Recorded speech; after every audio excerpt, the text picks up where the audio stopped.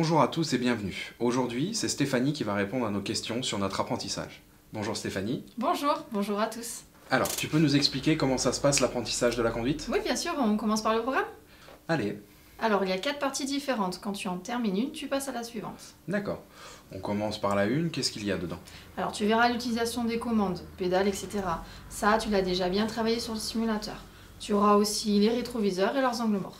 La mécanique, c'est le plus important sur la conduite. Pas vraiment, c'est essentiel. Par exemple, si tu ne sais pas freiner, tu ne conduiras jamais vraiment bien. Mais le but, c'est pas non plus que tu deviennes un pilote. Ensuite, qu'est-ce qu'on fait? Alors, tu verras la ville. Tu apprendras à gérer les intersections, les repérer, comment les franchir. Tu verras comment tourner. Et puis, tu iras faire un tour à Nice pour voir comment te garer. On m'a dit que c'était assez long comme partie. Oui, mais c'est aussi le plus important, c'est là où tu vas travailler les bases. Ensuite, ça sera toujours la même chose, mais dans des situations différentes.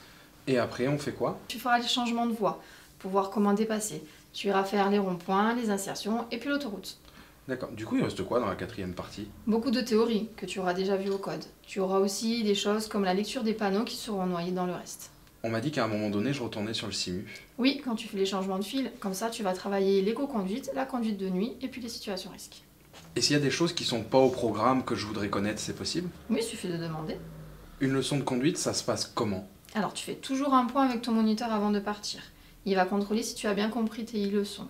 Quand tu conduis, il te dit ce qui va, ce qui ne va pas et les différents choix que tu peux faire. Et puis quand vous avez terminé, tu refais un bilan avec tout ça. Les différents choix que je peux faire, c'est pas toujours pareil? Alors tu auras souvent plusieurs possibilités pour gérer telle ou telle situation. Et on te donnera divers points de vue qui te permettront de choisir quel conducteur tu as envie de devenir. Pourtant, on est tous censés faire pareil sur la route, non? On a tous les mêmes règles à respecter, mais il y a souvent plusieurs possibilités en fonction de comment tu sens les choses. Comment vous allez m'apprendre techniquement? Alors quand tu commences quelque chose de nouveau, on te dira les choses avant pour que tu aies juste à les suivre. Quand tu commences à faire seul, on te dit ce qui ne va pas sur le moment pour continuer à créer des automatismes. Et quand tu sais faire, on te dira à la fin ce qui ne s'est pas bien passé. J'ai pas mal d'interrogations maintenant. J'ai peur de gêner les autres et d'être trop lent sur la route. Tu ne sais pas conduire, c'est donc à eux d'être tolérants envers toi. Chacun a ses capacités au volant, puis il faut toujours être patient avec les autres. J'ai peur aussi de faire beaucoup d'erreurs. Si tu fais des erreurs, c'est très bien.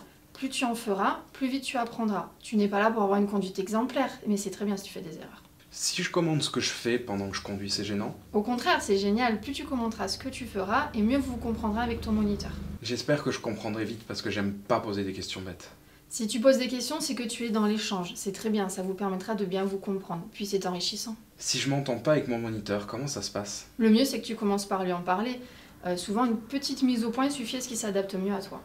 Je voudrais pas le vexer quand même. Oh, ils en ont vu d'autres, il leur en faut beaucoup plus que ça. Puis si ça ne suffit pas, tu demandes à en changer. Souvent, c'est juste que vous n'avez pas d'affinité. Mais si ça ne se passe pas bien, il faut pas que tu attendes, il faut que tu en parles tout de suite. Je pense que j'ai tout pour bien commencer. Merci Stéphanie. À bientôt!